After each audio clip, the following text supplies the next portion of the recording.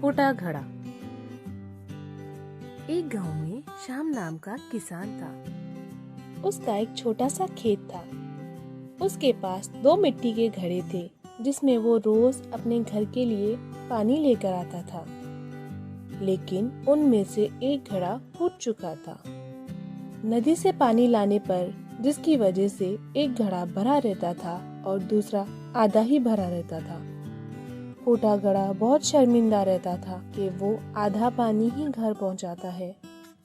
सही घड़े को इस बात का बहुत घमंड था कि वो पूरा का पूरा पानी घर पहुंचाता है। इसीलिए वो फूटे घड़े से कहता है, तुम आधा पानी लाकर मालिक की मेहनत बेकार कर देते हो। यह सुनकर फूटा घड़े को बहुत दुख होता है। इस तरह दोनों घड़ों की बातें श्याम सुन लेता है। वो फूटे घड़े को कहता है, तुम सिर्फ अपनी बुराई देख रहे हो। मैं शुरू से उस बुराई में छुपी अच्छाई को देख रहा हूँ। इसीलिए मुझे तुम में कभी कोई कमी नजर नहीं आई। तुम्हें ऐसा क्यों लगता है कि तुम मेरे किसी काम के नहीं हो? जाने अनजाने में तुमने मेरी बहुत मदद की है। वो कैसे? हर रोज जब मैं नदी से घर वापस आता हूँ, तुम्हारा आधा पानी जमीन पर गिरता है, जिससे वहाँ फूलों को उगने में मदद मिलती है। तो तुम कैसे कह सकते हो कि तुम मेरे किसी काम के नहीं हो? इन सब में आपकी मदद कैसे हुई?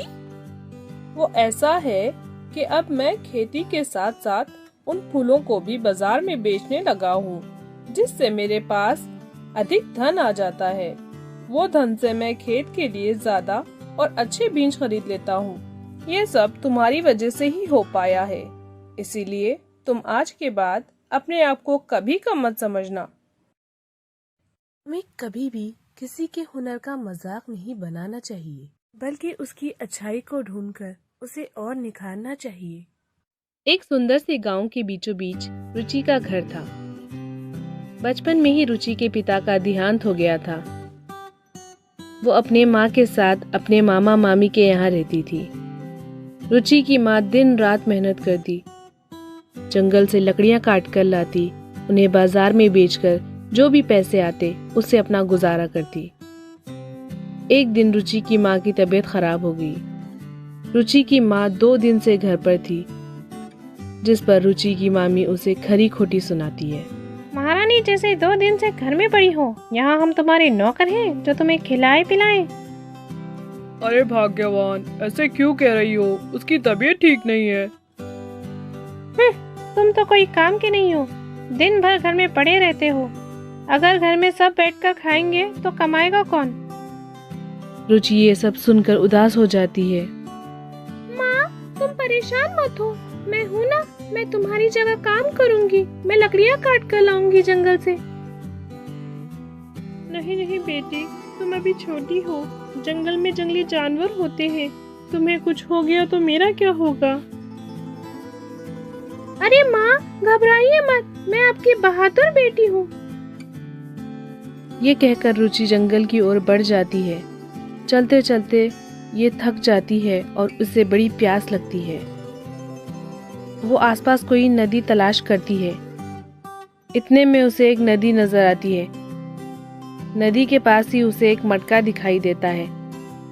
वो नदी से संभल कर थोड़ा सा पानी मटके में ले लेती है और जैसे ही वो पानी पीने के लिए मटका उठाती है, वहाँ एक बुढ़िया पानी पानी पुकारती है।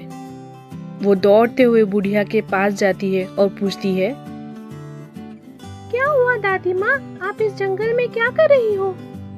बेटा, बहुत देर से पानी की तलाश कर रही हूँ। मुझे कहीं पानी नजर नहीं आया। थोड़ा सा पानी पिला दो, नहीं तो मैं प्यास के मारे मर जाऊंगी। अरे नहीं नहीं दादी माँ, ये लीजिए पानी। और वो अपना पानी उस बूढ़ी औरत को दे देती है।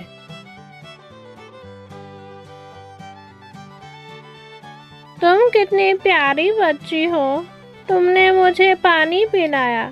तुम्हारा भला हो बेटा। ये मटका तुम अपने घर ले जाओ। क्यों दादी माँ, ये मेरा नहीं है। हाँ, तुम ले जाओ, इससे तुम्हारी सारी परेशानियां खत्म हो जाएंगी। ठीक है दादी माँ। पलक झपकते ही बूढ़ी औरत वहाँ से गायब हो जाती है। रुचि अपने चारों तरफ देखती है, लेकिन उसे वो औरत नजर नहीं आती। रुचि जंगल से कुछ लकड़ियाँ काट कर उन्हें बाजार में बेच आती है और वो मटका अपने साथ घर ले जाती है। अरे वाह, तुम तो अपनी माँ से ज्यादा पैसे लेकर आई, रोज तुम ही जाना। अरे नहीं भाभी, आप ऐसे मत बोलिए। रुचि की तो पढ़ने की उम्र है, ये पढ़ लिख कर कुछ बनेगी। पढ़ने जाकर कौन सी ऑफिसर बन जाएगी, उसे भी तुम्हारी तरह काम करना पड़ेगा। रुचि वो मटके में पानी भर कर रखती है और उसे अगले दिन अपनी माँ को पिलाती है। माँ बिल्कुल ठीक हो जाती है। उसे यकीन नहीं होता वो ठीक हो गई। वो सोच में पड़ जाती है और रुचि से पूछती है, बेटी रुचि, तुम्हें वो मटका कहाँ से मिला? क्यों माँ, क्या हुआ इस मटके को? कुछ नहीं बेटा, कल रात तुमने मुझे उस मटके से पानी पिलाया और सुबह जब मैं उठी तो बिल्कुल ठीक हो गई। वो मटका तुम्हें कहाँ से मिला बेटी? जंगल में मैंने एक दादी माँ को इस मटके से पानी पिलाया था। उन्होंने मुझे मटका अपने साथ ले जाने को कहा और कहा मेरी सारी परेशानियाँ खत्म हो जाएंगी। हाँ बेटी, देखो मैं ठीक हो गई। वाह माँ, ये मटका तो जादुई है। हम इससे सब गाँव वालों की मदद कर सकते हैं। अरे वाह, क्या बात है रुचि, तुम्हारी माँ तो बिल्कुल ठीक हो गई। भाभी, ये मटके का पानी पीकर मैं ठीक हो गई। हम इससे सब गाँव वालों की मदद करेंगे। ये सुनकर मामी के दिल में लालच जागता है और वो रात को चोरी चुपके वो मटका चुरा लेती है। मटका चुराकर वो बाजार जाती है और जोर जोर से चिल्लाती है, सुनो सुनो सुनो गाँव वालों, जो भी बीमार है इस मटके का पानी पीकर बिल्कुल ठीक हो जाएगा। ये एक जादुई मटका है, इसका पानी पीने के लिए तुम्हें पैसे देने पड़ेंगे। ये सुनकर सारे गांव वाले जमा हो जाते हैं और एक एक कर मटके से पानी खरीद कर पीते हैं। अगले दिन वापस से मामी वो मटका लेकर पानी बेचने चली जाती है। तभी सारे गांव वाले आकर कहते हैं, अरे ये मटका तो बेकार है, हमें इससे कोई फायदा नहीं हुआ। मामी घर आती है और कहती है, अरे ये मटके में तो कुछ भी जादू वादू नहीं है, बेकार मटका है। भाभी, आपने ऐसे क्यों किया? हम अगर ऐसे जादुई पानी बेचेंगे तो अमीर हो जाएंगे। ये करना तो गलत बात है। पागल हो क्या? फ्री में क्यों सबकी मदद करेंगे? हम पैसे लेंगे और अमीर बन जाएंगे। तुम्हें तो पैसों के अलावा कुछ नजर ही नहीं आता। नहीं भाभी, हम किसी से पैसे नहीं लेंगे। क्यों? ऐसा है तो निकल जाओ हमारे घर से। अरे वो लोग कहाँ जाएंगे? तुमको इतनी फिक्र है तो तुम भी निकलो यहाँ से। रुचि और उसकी माँ घर से मटका लेकर अपने टूटे फूटे घर में वापस चले जाते हैं। वहाँ जाकर वो गांव के लोगों की मदद करते हैं। एक दिन वही बूढ़ी औरत थोड़ा सा भेष बदल कर रुचि के घर आती है और कहती है, बेटी बेटी, मेरी तबीयत बहुत खराब है, मैं ठीक से चल नहीं पा रही। मैंने सुना है तुम्हारे पास के मटके का पानी पीकर लोग ठीक हो जाते हैं, लेकिन मेरे पास पैसे नहीं है तुम्हें देने के लिए। अरे दादी माँ, आपसे पैसे किसने मांगे? हम तो खुशी से लोगों की मदद करते हैं। दादी माँ झट से एक परी की शक्ल ले लेती है और कहती है, मुझे यकीन था तुम इस मटके का गलत इस्तेमाल नहीं करोगी, इसलिए मैंने तुम्हें ये मटका दिया।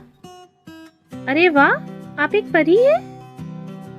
हाँ रुचि, चलो मैं चलती हूँ, अपना ख्याल रखना और मटके का भी। ठीक है सुंदर परी। ऐसे ही रुचि और उसकी माँ सारे गांव वालों की मदद उस मटके से करते हैं और खुशहाल जीवन गुजारते हैं।